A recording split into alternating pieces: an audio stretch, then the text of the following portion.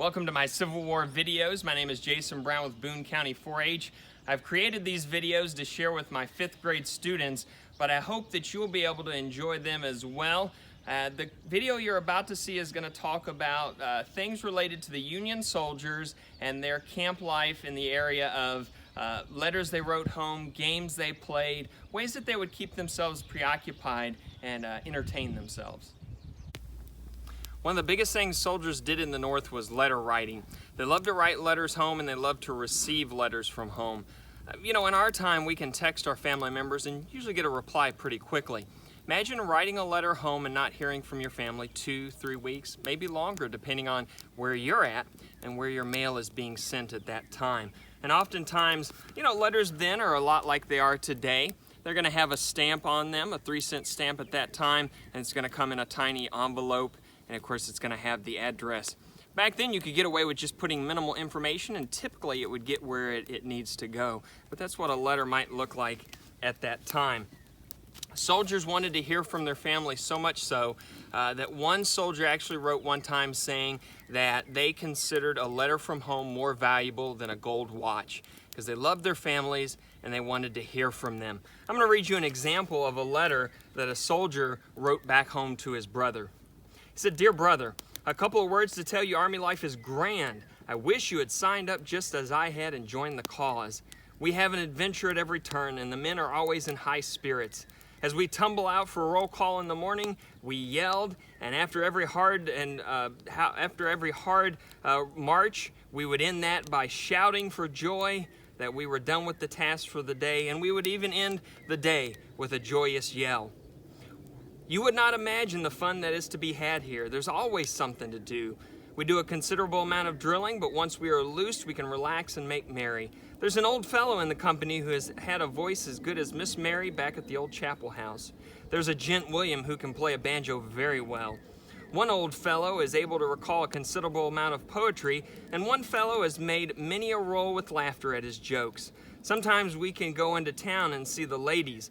A night away with the pretty ladies makes a man feel bully. Brother, we don't get much word here, so for God's sakes, write. Your brother." Now, one thing to note about writing letters and receiving letters is at that time, literacy rates actually went way up in the Northern armies because out of necessity, boredom often with just reading, but also with the ability to write home to their families with their own hands, a lot of them would learn how to read and write. Have you seen that Barnum Museum? They have a new exhibit. His name's Tom Thumb. Yeah, I've heard about that, and they say it's a really great museum to see. Maybe one day you and I will get up to New York and be able to see it. A lot of people, again, like we said, a lot of people's literacy rate went way up during the Civil War, but just had the necessity to read. And soldiers would often read. If they could get a hold of a paper, it didn't matter if that paper was months old, they would read it, pass it around among each other. Soldiers would read anything they could get their hands on, everything as morally straight and nobly sort of good as reading the Bible, all the way down to reading what they called yellowback novels, which were novels that maybe were at that time considered not the best thing to read as far as moral guidance, things like that. Some of the stories in them would be considered improper at that time.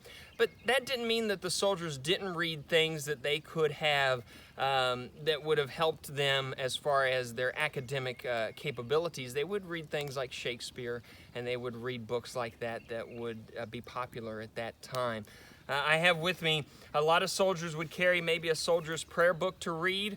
You wouldn't believe how many times going into battle, soldiers, even if maybe they had no spiritual guidance whatsoever or spiritual sort of bent, they would often begin to think naturally about things like what happens if I die in battle. And they would begin to read maybe the soldier's prayer book or a pocket Bible here to be able to say and get the assurance that if they die in battle, that spiritually they would be okay. And so oftentimes these kind of things were a part of what they would read. Soldiers loved to play games, and so what they would often do so they didn't have to carry game boards is they would draw a checkerboard or a chuck-a-luck board like we're about to look at here in a second. They'd actually draw that on the back of their gum blanket so they could carry that with them. They might buy checker pieces, or like these that I made, you might find a way to make checker pieces and be able to have those and just play checkers and have fun that way. Your move, buddy. Well, you overlooked an obvious move right there, but that's okay. I'll just go ahead and take that. Now, if they weren't playing checkers, they would play Chuck-a-Luck. Now, Chuck-a-Luck is a favorite game of the soldier on payday. Get that $13 that the soldiers are issued every month. Now, the right thing would be to hang on to that, maybe try to send that home to family. That wasn't oftentimes the thing that they did. Oftentimes they'd get together and they'd begin to gamble, and they would begin to lose their money. Now, a favorite thing for a veteran soldier to do was on payday, he would try to set up a Chuck-a-Luck board and get a new recruit who maybe hadn't figured out the ways of military life and try to trick him into playing Chuck-a-Luck to get his money. Because as you might imagine, in a lot of cases, the soldier would lose at playing Chuck-a-Luck.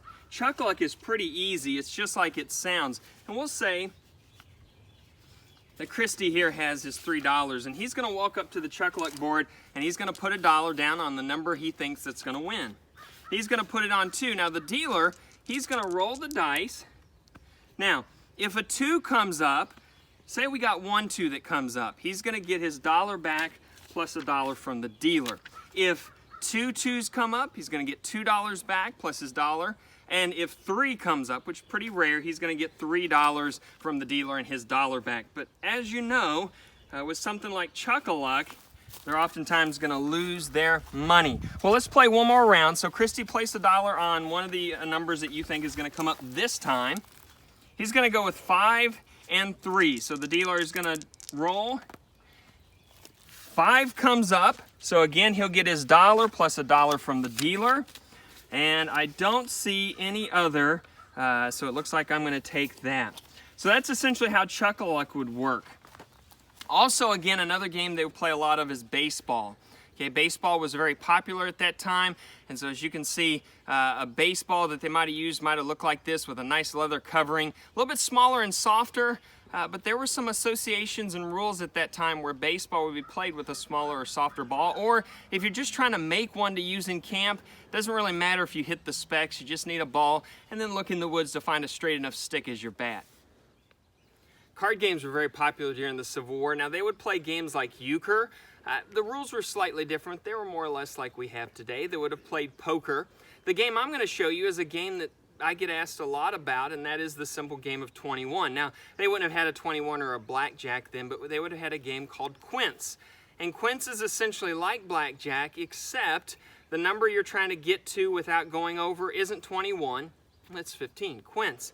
And so what would happen is I would shuffle, try to shuffle those up.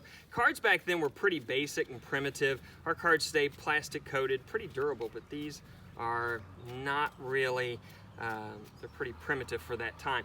And what we'll do is Christy will cut and look at his card. So just cut through the middle of the stack and look at your card. There you go. So put that down. I'm going to cut in the stack and look at my card. Okay, and so Christy is the one who will deal because he had the higher card. Now, Christy's going to shuffle and he's going to deal to us each one card face down.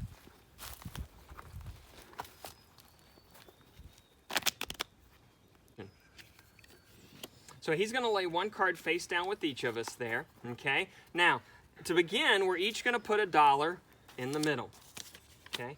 And I'm going to look.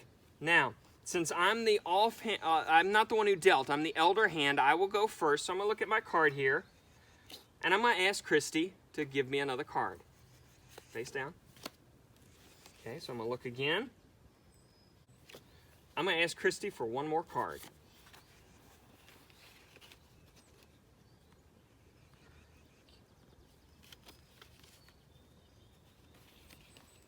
Okay, so I'm going to hold right there. So Christy, now you need to decide what you're going to do. If you're going to give yourself a card, you're trying to get 15 without going over.